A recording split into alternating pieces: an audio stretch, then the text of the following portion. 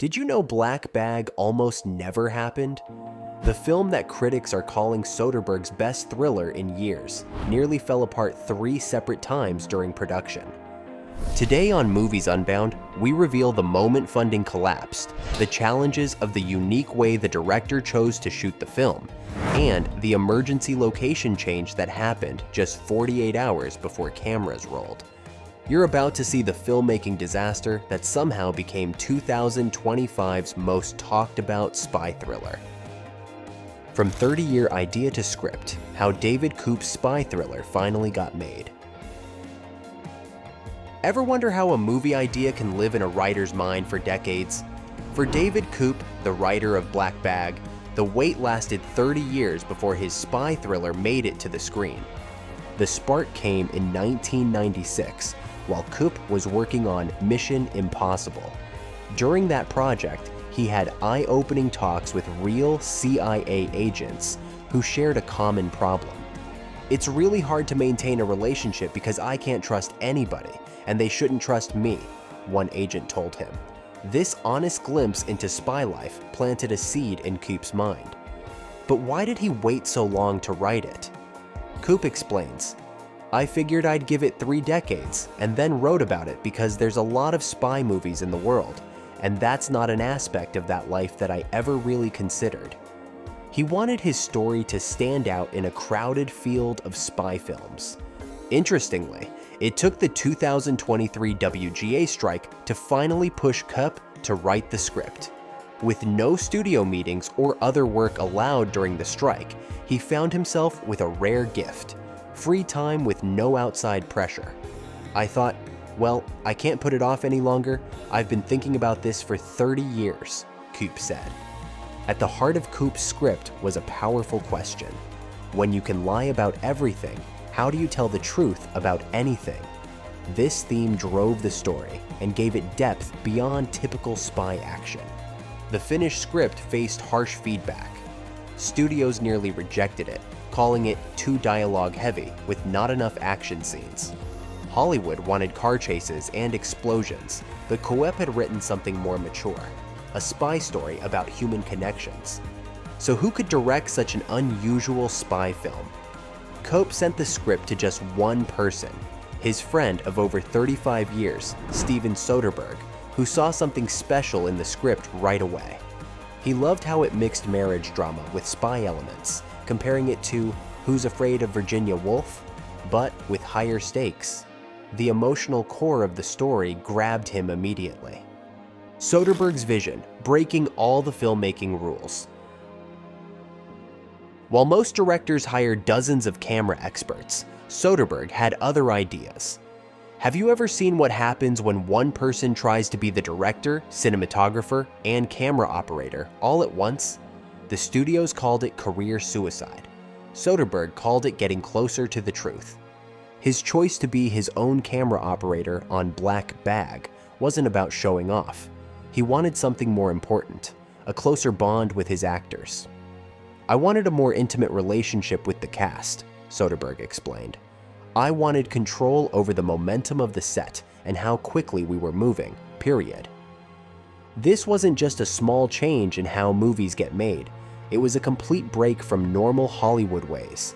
Studio bosses were so upset they almost pulled the plug on the whole project. They insisted Soderbergh hire a real cinematographer, or they'd take away the money. But Soderbergh stood firm. He knew his way would work better. On set, Soderbergh's style was clear. He used handheld cameras to get right up close to the actors. This created a feeling you can't get with big camera rigs and teams of people.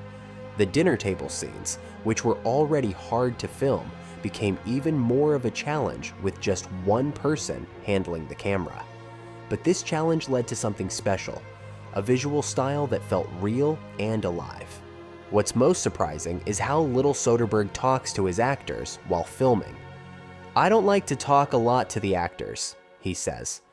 "I don't want to get in their head. I don't want them thinking about me." Instead, he lets them focus fully on their roles without any extra noise or direction. The real magic happened between Michael Fassbender and Cate Blanchett. Soderbergh's camera work caught something so special in their scenes together that the script had to change. Their on-screen chemistry was so good that the story evolved to match what the camera was capturing. Critics have called the final look of the film slick but never sterile. Every frame feels alive and part of the story. The careful colors and framing make the emotions hit harder, all because one man decided to pick up the camera himself and get closer to the truth. Crisis management: how disasters became opportunities. The careful look of the film might seem perfect now, but behind those polished scenes was pure chaos. What happens when your filming location vanishes and your money dries up, all with the cameras about to roll? The team had spent months perfecting their main filming location, a stylish New York apartment that would host those crucial dinner scenes. Then disaster struck again. With only 48 hours before cameras were set to roll, they lost access to the space completely. The property owner had suddenly changed the terms, leaving the production team without their most important set. As if this major problem wasn't enough, funding troubles hit midway through production. One of the key investors pulled out, creating a major budget shortfall that threatened to shut down filming entirely. The production office turned into a war room. Could they finish the film with significantly less money? Would they need to cut scenes? Would they even get to finish at all? Most productions would collapse under this perfect storm of problems. But something unexpected happened. These disasters actually made the movie better. When they found a replacement location, it forced Soderbergh to rethink his camera strategy. The new space had different architecture that required more creative solutions. The result?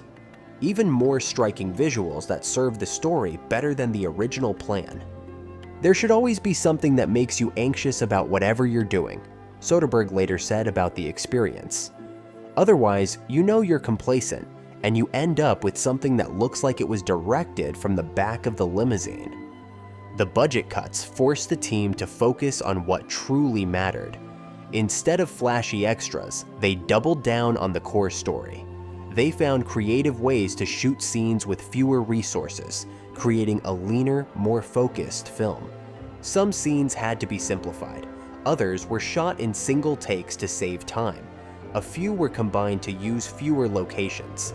But each change made the story tighter and more effective. The final touch: post-production magic and last-minute changes. Those on-set changes were just the start of Black Bag's evolution. Most films need months in the editing room after filming, but Soderbergh shocked his team by showing a nearly complete cut at the wrap party on the very last day of shooting. This wasn't just a lucky accident. Soderbergh edits while filming, a method that lets him spot problems right away.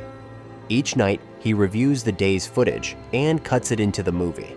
This helps him see what's working and what needs fixing before it's too late.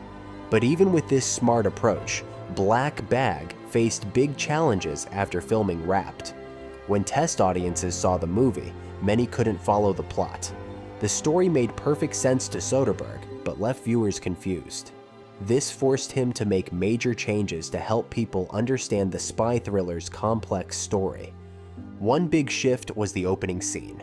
The first version was a classic spy movie setup, two agents meeting on a park bench. But Soderbergh wasn't happy with it. He came up with a new idea: start in a nightclub instead.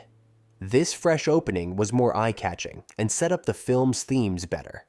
The change came because Soderbergh could see how the whole film was working during production. Getting these new scenes wasn't easy though.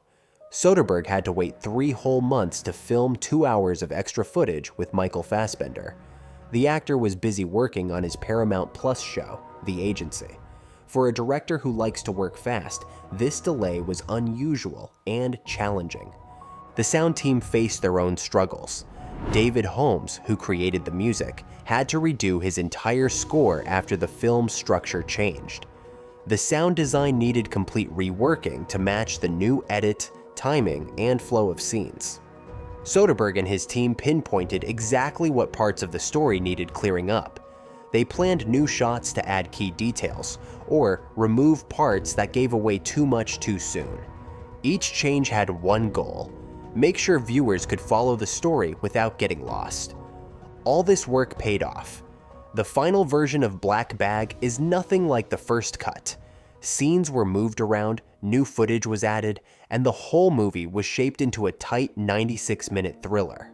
What viewers see in theaters is the result of Soderbergh's willingness to keep working until the film matched his vision. What makes Black Bag special isn't just what ended up on screen, but how the team handled each crisis along the way. The film teaches us that problems can push us to find better answers than we'd ever find when things go smoothly. Soderbergh embraces this truth in his approach to making movies. In his own words, "There should always be something that makes you anxious about whatever you're doing. Otherwise, you know you're complacent and you end up with something that looks like it was directed from the back of the limousine." This fear keeps filmmakers sharp. It's why Soderbergh keeps taking risks that other directors avoid. The best art often comes from facing challenges head-on rather than playing it safe. What did you think of Black Bag? Is this Soderbergh at his best? Let us know in the comments. If you liked this video, be sure to subscribe to Movies Unbound for more insights into new and upcoming movies. See you on the next one.